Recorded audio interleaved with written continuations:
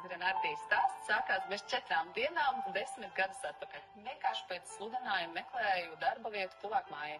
Patreiz es esmu 2 Grenardija veikalos kā vadītāja un projektu menedžera apmācu jaunos darbiniekus. Grenardija darbiniekam jābūt zinošam, atvērtam, pozitīvam, ar labām komunikācijas spējām, drosmīgam un pacietīgam.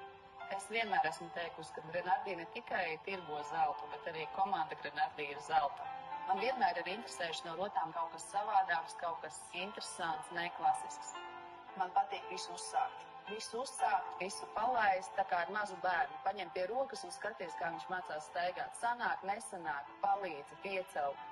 Rotas lietas cilvēkiem ir vajadzīgas, jo cilvēki vienmēr ir lūkojušies pēc kaut kā skaista. Manuprāt, rotas ir kā paraksts, kā glezna. Glezna tu tur ir mājās pie sienas, bet rotas tu vari uzlikt, priecāties pats katru dienu un priecāt arī citus.